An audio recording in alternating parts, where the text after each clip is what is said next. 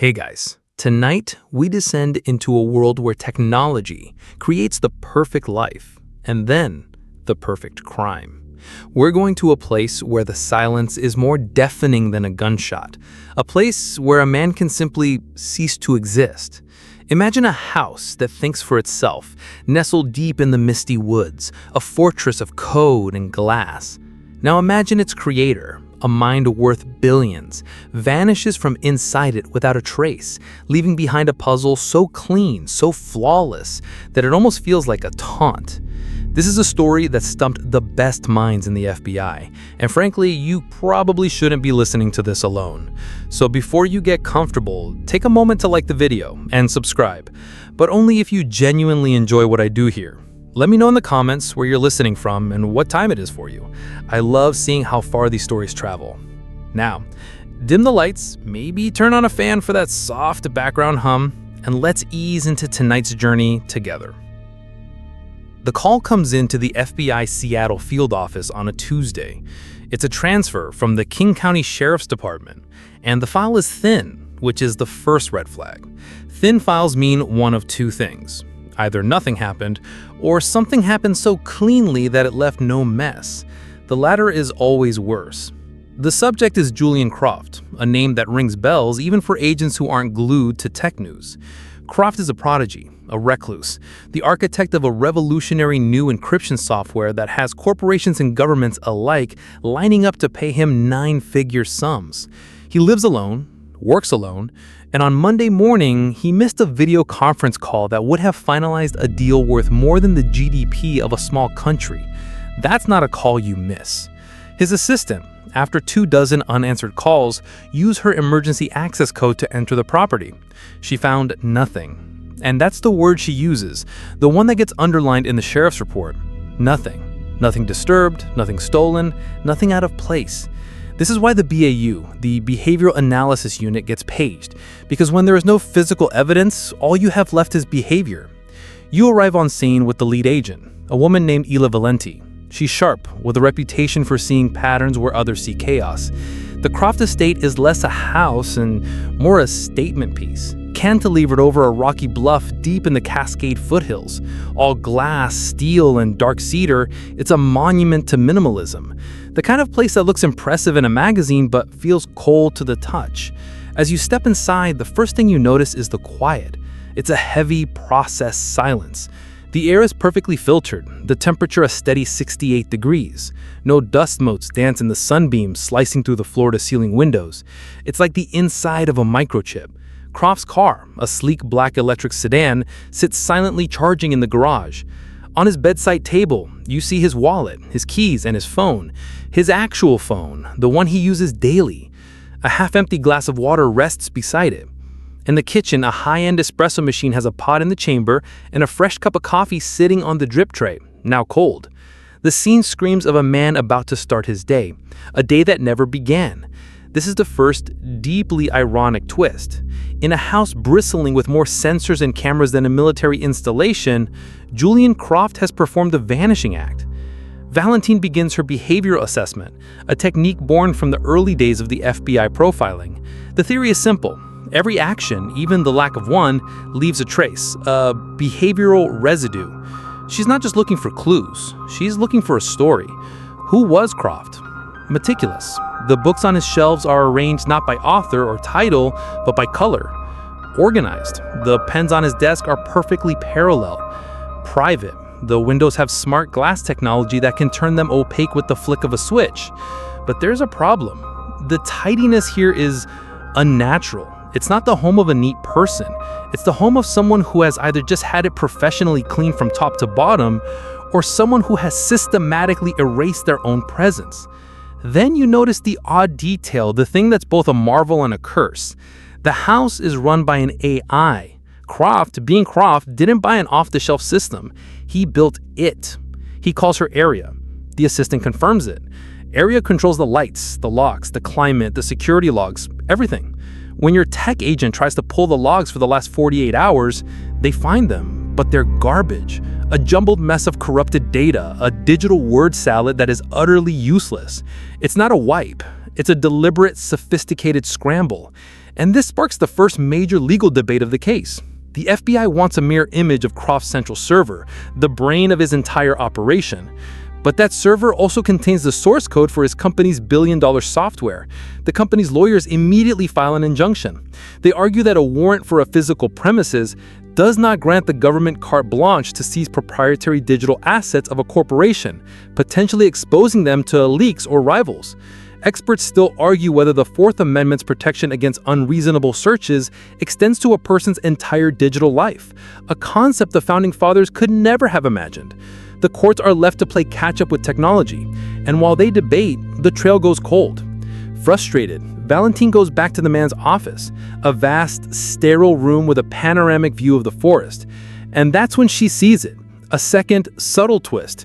On the corner of a massive, empty desk made of polished concrete sits a single object that doesn't belong, a small, hand-carved chess piece, a black knight. It's not from the elegant glass set displayed in the living room. Its base is felted but old. It's an intruder, a message. But from who? And to whom? The tech agents, fighting with one hand tied behind their backs by the legal battle, finally managed to decrypt a tiny, isolated fragment of Croft's personal calendar from his Sync Cloud account. It's a single entry for 7 a.m. on the Monday he disappeared. 2 words: final move. Valentine looks from the cryptic note on the screen to the black knight on the desk. This wasn't a random abduction. This wasn't a robbery gone wrong. This was an appointment. It feels orchestrated, deliberate, like the final move in a game of chess no one else knew was being played. The most unsettling thought begins to form in your mind. What if the person who knew the most about Julian Croft's disappearance was Julian Croft himself? The Black Knight feels heavy in Valenti's gloved hand. It's not just wood, it's a symbol, a deliberate piece of theater. Final move. The phrase echoes in the sterile silence of Julian Croft's office. A final move implies a game was being played, and in a game, both players know the rules. This growing, unsettling suspicion that Croft wasn't just a victim, but a participant shifts the entire focus of the investigation. You are no longer just looking for a kidnapper. You're looking for a ghost, an opponent in a match where the board itself has been hidden. Valenti puts the chess piece in an evidence bag, but you both know its true value isn't forensic, it's psychological. With the main server locked down by Croft's own genius-level encryption and the ensuing legal cage match with his company's lawyers, the team has to go analog. They pivot to building a picture of the man himself, victimology. They talk to the few people who existed in Croft's orbit, his assistant, the members of his corporate board, the handful of former colleagues he hadn't alienated. The portrait that emerges is consistent.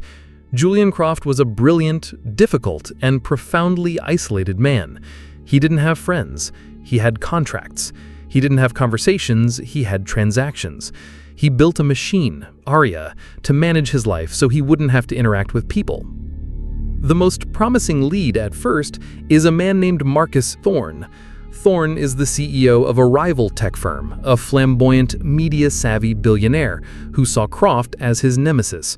Their feud was legendary in the industry, playing out in scathing op-eds and thinly veiled insults during keynote speeches. Thorne's company was poised to lose a massive government contract to Croft's new encryption standard. The motive is clean, simple, and powerful. Billions of dollars and professional annihilation. When agents bring Thorne in for questioning, he's exactly what you'd expect. Slick, confident, and flanked by lawyers who look like they eat subpoenas for breakfast.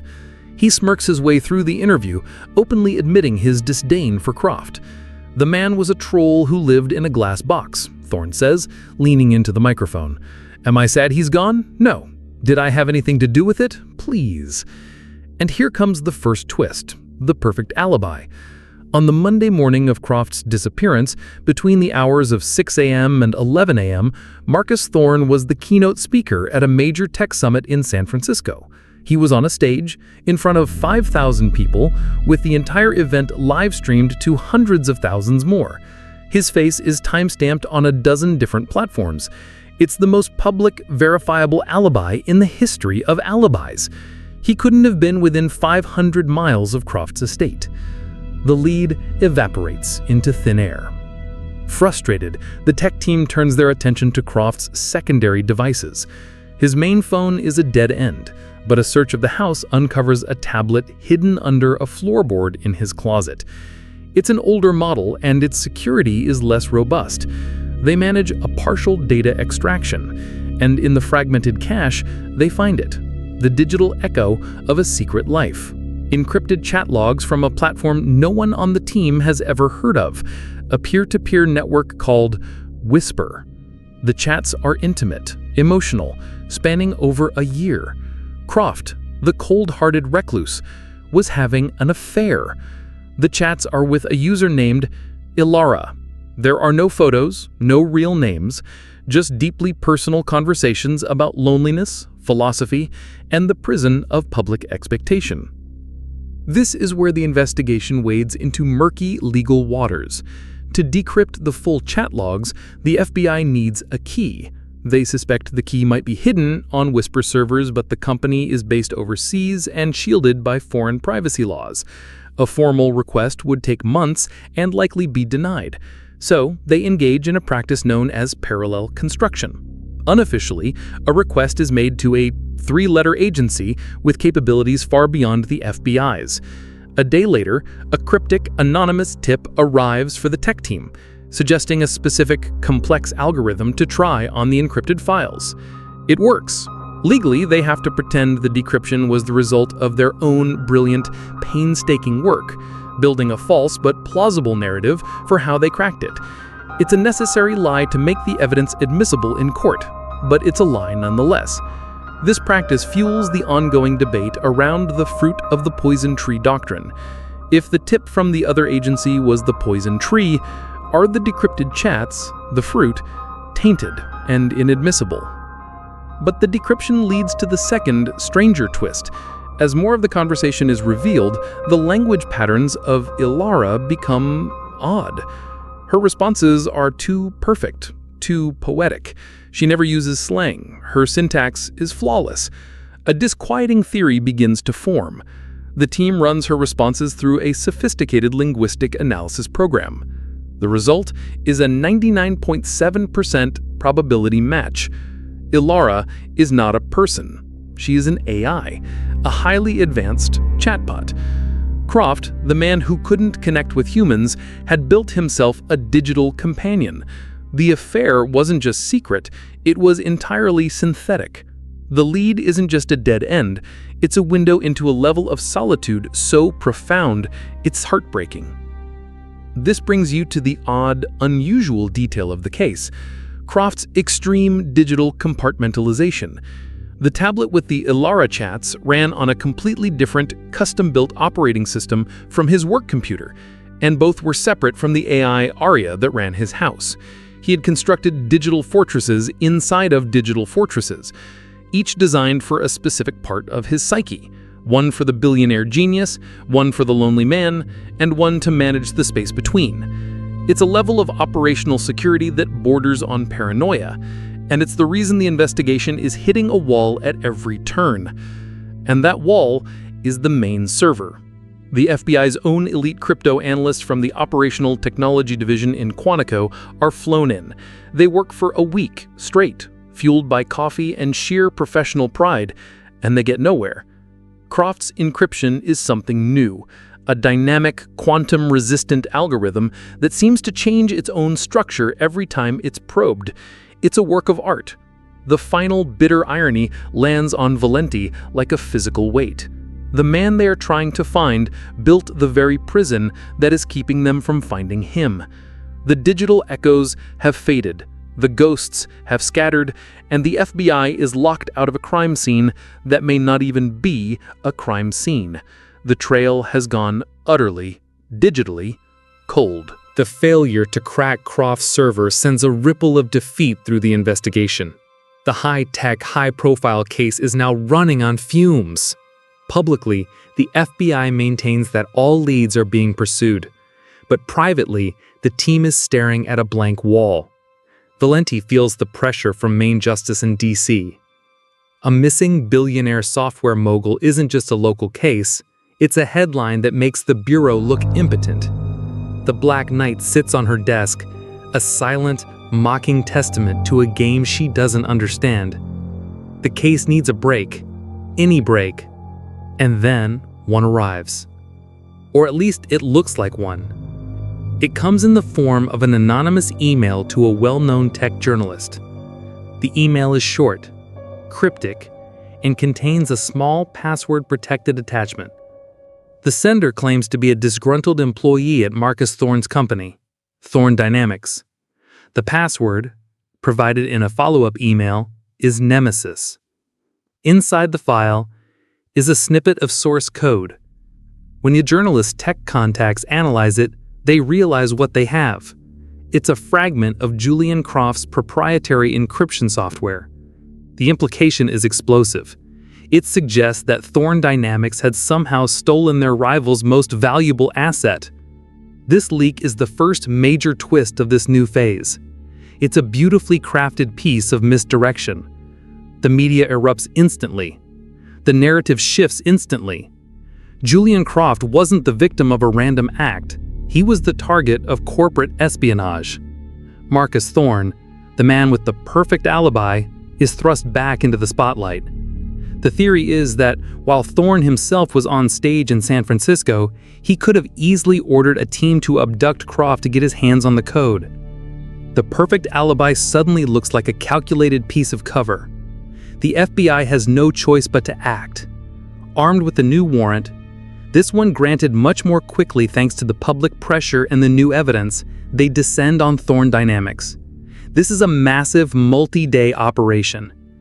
Agents in blue windbreakers swarm the gleaming corporate campus, seizing servers, copying hard drives, and carting away boxes of documents. It's a full-scale digital raid, a dramatic primetime news event that looks like a major breakthrough. For weeks, the forensics team at Quantico shifts its entire focus from Croft's server to Thorne's. They are hunting for the full version of the stolen code, the digital smoking gun. This leads to a real-world legal event that showcases the complexities of modern corporate law. Thorne's lawyers file what's known as a motion for a special master to be appointed. This is a neutral third party, usually a retired judge or tech expert, who is designated by the court to review the seized materials. Thorne's team argues that the FBI's blanket seizure of their servers contains their own privileged, proprietary R&D completely unrelated to the Croft case. They claim the FBI is on a fishing expedition, using the Croft investigation as a pretext to steal their intellectual property. The court agrees, and a special master is appointed, slowing the FBI's analysis to a crawl. Every piece of data has to be reviewed and approved before the investigative team can even see it, a process that adds months to the timeline. While the lawyers battle it out, Valenti's team focuses on the human element, the disgruntled employee who leaked the file. They spend weeks meticulously and covertly cross-referencing employee lists, access logs, and financial records, trying to find someone with both the means and the motive to betray Thorne. They find nothing. No one seems to have access to the right combination of servers. There are no sudden influxes of cash into any employee's bank account. The leaker is a ghost. And here is where the second, more subtle twist unfolds. One of the junior analysts on Valenti's team gets a nagging feeling about the original source code leak. The fragment itself, it was too small, too clean. He argues that if a real leaker had access to Croft's billion-dollar code, they would have taken a bigger, messier chunk, something more valuable to sell. This small, elegant snippet was more like a movie trailer than a pirated film. It was designed to be found, designed to be understood quickly, and designed to point in one and only one direction, at Marcus Thorne. It was a plant, a red herring on a billion-dollar scale. The odd, unusual detail that cements this theory is found deep in the metadata of the original email sent to the journalist.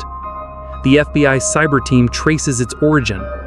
It didn't come from inside Thorne Dynamics. It didn't even come from the United States. The email was routed through a complex chain of proxy servers, bouncing between half a dozen countries in a matter of seconds. But its point of origin, the very first server in the chain, was in a small, obscure data center in Estonia.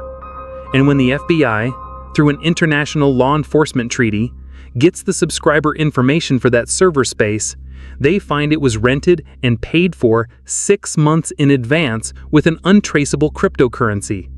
Paid for 3 months before Julian Croft even disappeared. This discovery is a gut punch. The entire Marcus Thorne angle, the months of investigation, the media circus, the legal battles, it was all a pre-planned diversion. Someone had not only orchestrated Croft's disappearance, but had also built an entire secondary plotline to send the FBI on a wild goose chase, and it worked perfectly. The resources wasted were immense. The time lost was irreplaceable. Valenti sits in her office, the case files now stacked a foot high on her desk. They followed every lead. They've chased every ghost, and every single path has led to a dead end, meticulously designed and deliberately placed. The case has become a hall of mirrors, and the architect of it all seems to be watching them, laughing. The trail isn't just cold now, it's frozen solid. The professional rivals have been cleared. The secret lover was an AI. The corporate espionage was a hoax. There is nowhere left to go. Experts still debate the ethics of such a massive investigative pivot based on an anonymous, unverified digital tip. Was the Bureau's pursuit of Thorne a responsible act of due diligence? Or was it a form of institutional tunnel vision, baited and hooked by a manipulator who understood exactly how law enforcement and the media would react?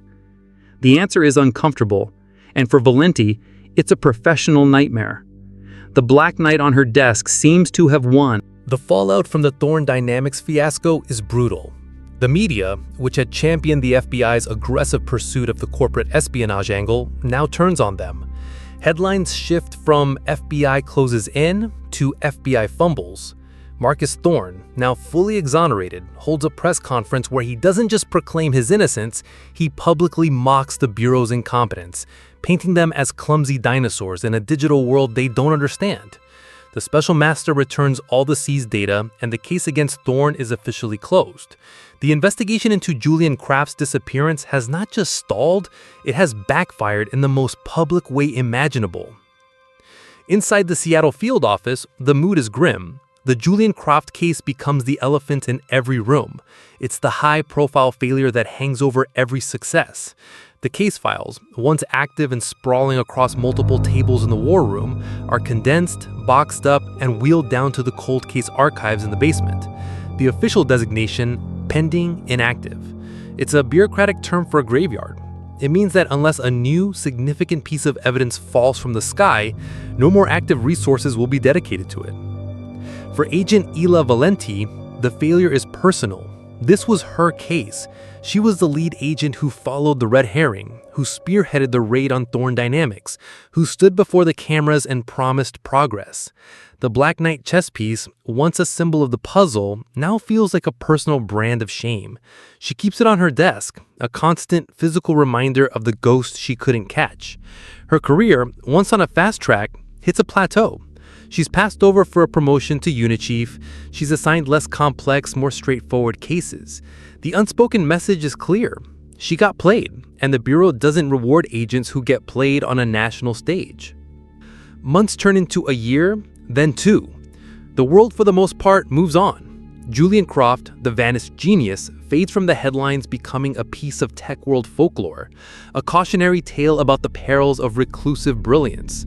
New software is developed, new billionaires are minted, and the memory of Croft's perfect, silent disappearance recedes into the digital haze. The pristine smart home in the Cascades is eventually sold by the corporation, its advanced AI system decommissioned, its sterile rooms now empty. This is the first, deeply ironic twist of this section. The very technology that was at the center of the mystery, the impenetrable encryption, the smart house, the AI, is ultimately dismantled and forgotten just like the man who created it. The puzzle box is broken open, not to find the secret, but simply to be discarded. It's a quiet, anticlimactic end to a mystery that once captivated the nation. And as the case freezes over, you see the human cost for the investigators. Valenti finds herself trapped in a loop. Late at night, long after her colleagues have gone home, she pulls up the old case files liner terminal. She rereads the witness statements, the timelines, the dead-end reports on the synthetic lover Ilara and the Estonian server. She looks at the behavioral analysis she wrote full of confident pronouncements about a meticulous, controlling subject. She was right about the minds she was hunting, but she was outmaneuvered by it. This is a real phenomenon in law enforcement, known as case contagion, where an unsolved case psychologically impacts an investigator, influencing their judgment and confidence on future cases.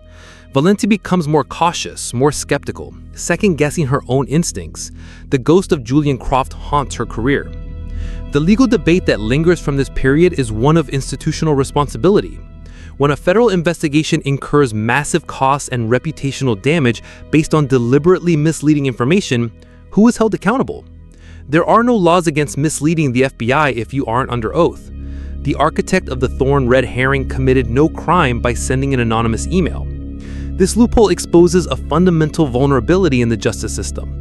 It's designed to prosecute actions, not deceptions that lead to a flawed investigation.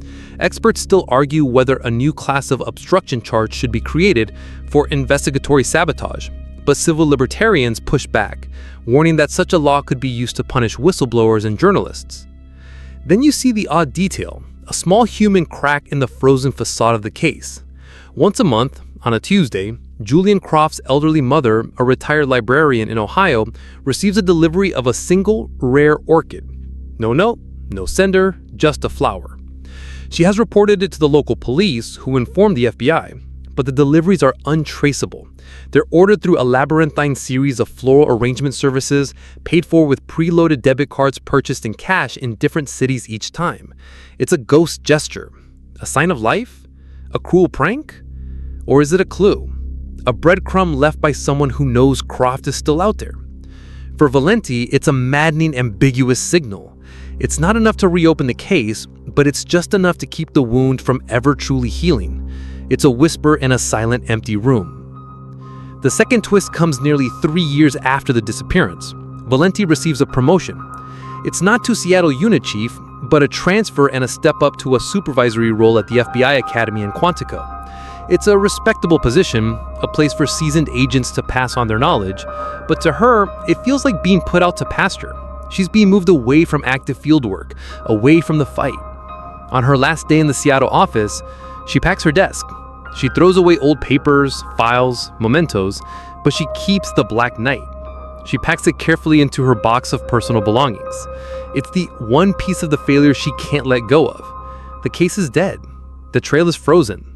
The ghost has won, and Ila Valenti is being sent to the place where FBI stories go to end. The history books taught to new recruits. The ultimate irony is that she is now tasked with teaching the next generation of agents how to solve the very type of case that broke her. Far from the polished halls of Quantico and the cold, archived files of the Croft case, life moves at a different pace. We shift our focus now, hundreds of miles away, to the damp, mossy forests of Oregon's Tillamook State Forest. This is a world away from encrypted servers and corporate espionage. Here, the air smells of pine and wet earth, and the only signals are the calls of birds.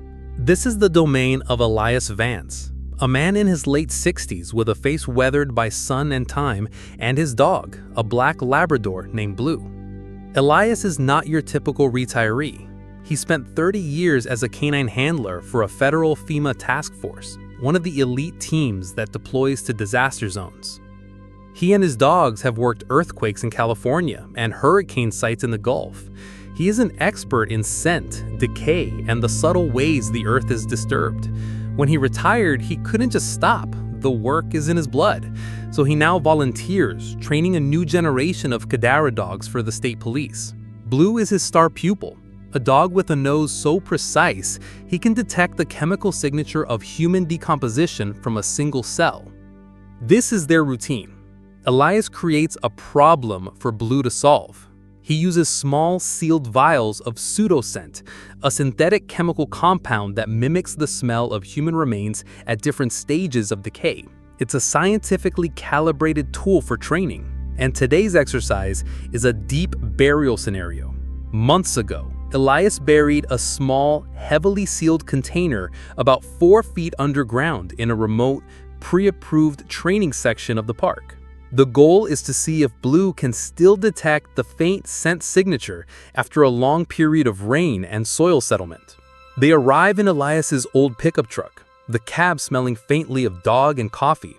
Blue, sensing the game is about to begin, is electric with anticipation, his tail thumping a steady rhythm against the truck's passenger door. He lets him out, gives him the command, "Go find," and the training begins. Blue is a blur of black fur, quartering the ground, his nose working like a complex instrument, sampling the air, tasting the chemical signals invisible to any human. This is where the first accidental twist occurs.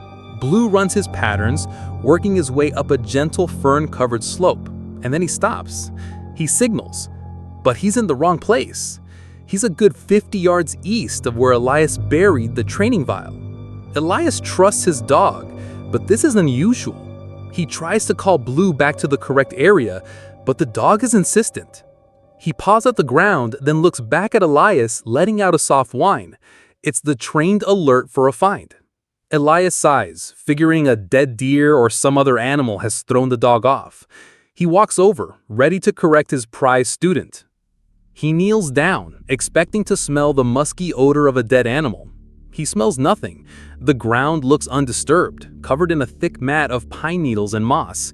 But Blue is adamant. He begins to dig frantically at a specific spot. Trusting decades of experience over his own senses, Elias walks back to his truck and grabs a small spade. He starts to dig where Blue indicated, the soft, loamy soil giving way easily. About a foot down, the spade hits something hard with a dull thud. Not a rock. The sound is hollow. Plastic. Curiosity piqued, he digs more carefully around the object. It's a box, a hard shell, waterproof case about the size of a small briefcase. The kind you see used for carrying expensive camera equipment or sensitive electronics. It's sealed tight with heavy-duty latches. This is deeply strange. This is a designated training area, but it's also public land. It could be anything. A geocache, maybe, but it's buried too deep and it's not marked. He looks at Blue, who is now sitting proudly, tail wagging as if to say, "See, I told you so." This is the real-life criminal event that unknowingly intersects with our story, the disposal of evidence. Criminals often use remote, natural landscapes to hide bodies, weapons, or other incriminating materials, believing the vastness and wildness will conceal their secrets forever. They bury their sins under a blanket of nature. But they don't account for the hypersensitive nose of a dog like Blue. Elias manages to pry the case out of the ground. It's heavy. He wipes the mud from its surface and examines the latches. They aren't locked with a padlock, just sealed shut. A flicker of unease goes through him. In his line of work, finding unexpected, sealed containers in the middle of nowhere is rarely a good thing. He carries it back to his truck, loads a very happy Blue into the passenger seat, and drives to the nearest ranger station. He's a man who follows protocol. An unexplained, buried container on state land is something you report. At the station, he explains the situation to a ranger woman, a young woman who seems more accustomed to dealing with lost hikers and illegal campfires. Together, they decide to open it. This is where the second, more profound twist occurs. They pop the latches. The seal breaks with a hiss of compressed air. They lift the lid, half expecting something grim. But there's no weapon, no drugs, no human remains. Inside, nestled in custom-cut foam, are just two items. A cheap, disposable burner phone, the kind you buy at a convenience store for cash, and a single, tiny memory card, no bigger than a thumbnail. It's an odd, unusual detail, the stark contrast between the high-tech, military-grade protective case and the low-tech, throwaway contents. Why go to such lengths to protect the $10 phone and the simple data card? It's a contradiction that doesn't make sense. The ranger, following procedure, logs the found property and thanks Elias for his diligence. The case and its contents are placed in an evidence locker at the local sheriff's office. It's classified as found property, item number 734B. It's a piece of anonymous, unclaimed junk found in the woods. It has no connection to any known crime. It's a needle in a haystack, but nobody's even looking for a needle. For now, it just sits there, a digital ghost in a plastic box, waiting. The final irony is palpable. For 3 years, the best minds at the FBI, with their billion-dollar budgets and their quantum computers, have been chasing a ghost through a digital labyrinth, and they found nothing. And here, in a forgotten patch of forest, a retired man and his dog, looking for a planted vial of synthetic scent, have accidentally stumbled upon the one real physical piece of the puzzle, the final clue. And nobody has any idea. The case is solved lying in a provincial evidence locker. The waterproof case, item number 734B, sits in the Clackamas County Sheriff's evidence locker for 2 months. It's in bureaucratic limbo, a piece of found property with no owner and no associated crime. It's destined to be cataloged, stored for the mandatory period, and then most likely destroyed. The burner phone's battery is long dead, and the memory card is an enigma with no context. It's a digital message in a bottle that has washed ashore on a deserted island. The system isn't looking for it. The break comes not from a brilliant deduction, but from a mundane piece of police work and a healthy dose of luck. A detective in the property crimes unit is clearing out old cases. He has a stack of unclaimed items, and before sending them to be incinerated, he does one last cursory check. He sees the log for item 734B, a burner phone and a memory card found buried in Tillamook Forest. On a whim, driven more by boredom than suspicion, he decides to plug the memory card into a universal reader. He's not expecting anything, maybe some old vacation photos. Instead, a single file appears on his screen. The file is named terminus.jce. The .jce extension is something he's never seen before. It's not a document, not an image, not a video. When he tries to open it, his computer gives him an error message. File is encrypted. Now, this is a minor red flag. Encryption on a throwaway memory card found buried in the woods is unusual. It's the first tiny signal that this might be more than just junk. The detective, following a new statewide protocol for unidentified encrypted devices, a protocol put in place after a series of unrelated data security scares, forwards the file to the state's regional FBI cybercrime division for analysis. The file lands on the virtual desk of a junior FBI technician in the Portland field office. He runs a standard diagnostic. His software immediately recognizes the encryption signature. It's a variant of the same impossible, quantum-resistant algorithm that stumped the Bureau's top cryptographers 3 years ago. It's Julian Croft's code. This is the first explosive twist. An alarm bell goes off deep inside the FBI servers. The long-dormant Julian Croft case file is automatically flagged. The discovery pings the system and an alert is kicked up the chain of command, all the way to the FBI Academy in Quantico, where Ela Valenti is now teaching a class on cold case methodologies. She gets the notification on her desktop. Case file XF8814S. New evidence submitted. Her heart hammers in her chest. For 3 years, there has been nothing, silence. And now, this. The file is transferred to the same elite crypto analysis team at Quantico, but this time they have an advantage. They aren't trying to break into a massive, dynamic server protected by an AI. They have a single, isolated file. More importantly, they have the burner phone that was found with it. They carefully disassemble the phone, a delicate, almost surgical process. And this is where they find the second ingenious twist. The key to the encryption isn't on the phone's SIM card or its internal memory.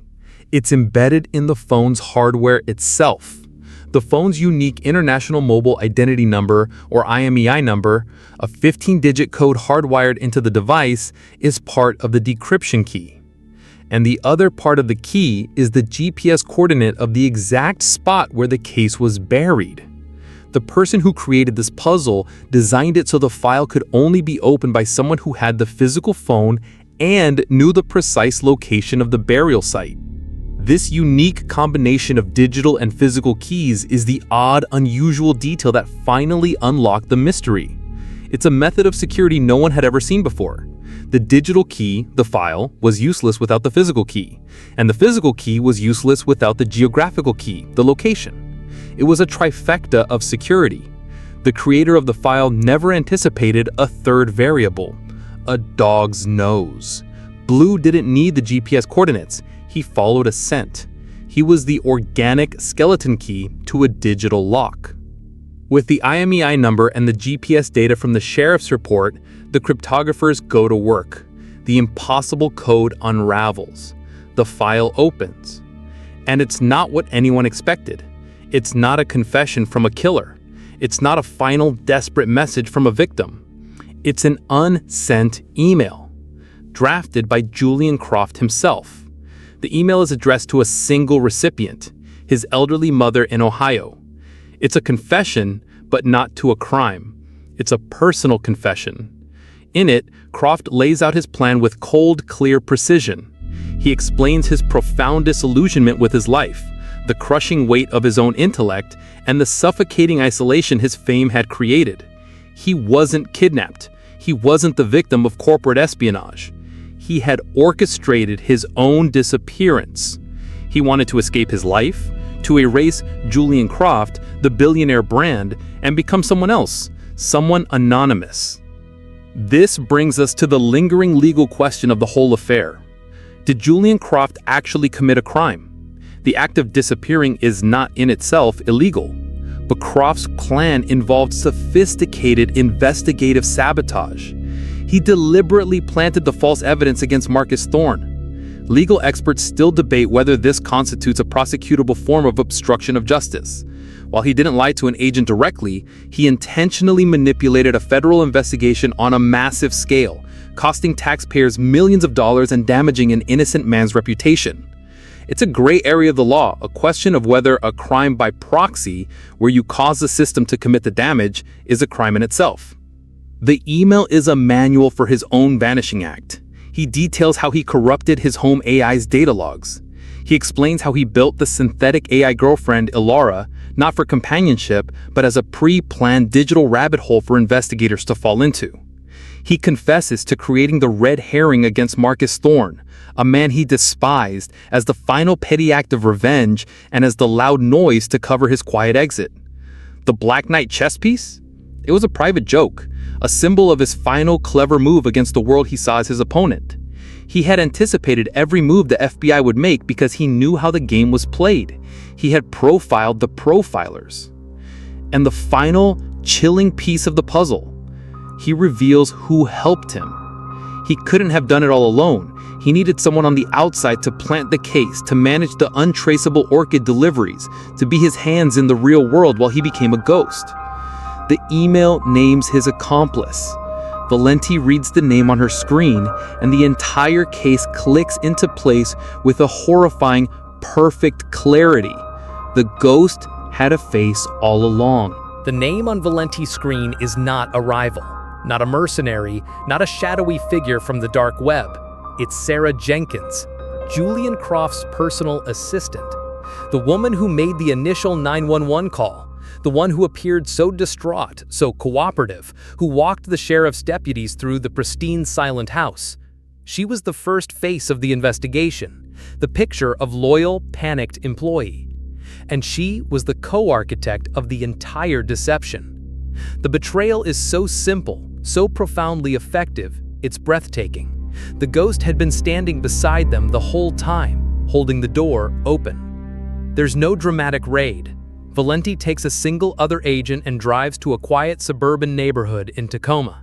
Sarah Jenkins never left. She didn't flee the country. She just went back to her modest two-bedroom house. When she answers the door, there's no shock on her face, no fear, just a quiet, weary resignation, as if she's been waiting for this moment for 3 years. She invites you inside. The house is neat, filled with books and plants. On the coffee table sits a small framed photo of her and Julian Croft at a company charity event, both of them smiling. This is the first stunning twist. Her confession isn't coerced, it's freely given. She sits on her floral patterned sofa and tells you everything, her voice calm and steady. She saw the pressure destroying Julian, the endless demands, the isolation, the paranoia that came with being one of the most powerful minds in technology. He was suffocating, she says, looking at Valenti. He built a world out of code, and then he found himself trapped in it. I didn't help a criminal escape. I helped a good man find a way to breathe. Her motive wasn't money or power. It was a fierce, almost fanatical loyalty to the man, not the myth. She confirms every detail from Croft's email and fills in the blanks. The plan was years in the making. Croft had been siphoning his own money, small, untraceable amounts, into an anonymous trust. Sarah, with her unrestricted access to his life, helped create his new identity. A birth certificate, a driver's license, a social security number for a man who never existed. She was the one who drove to Estonia on a vacation to set up the server that would be used for the Thorn misdirection. She was the one who mailed the untraceable orchids to his mother, a prearranged signal between her and Croft that all was well. A single orchid meant he was safe. A dozen would have meant he was compromised. And this reveals the odd, unusual detail of their post-disappearance communication. It was ingeniously low-tech.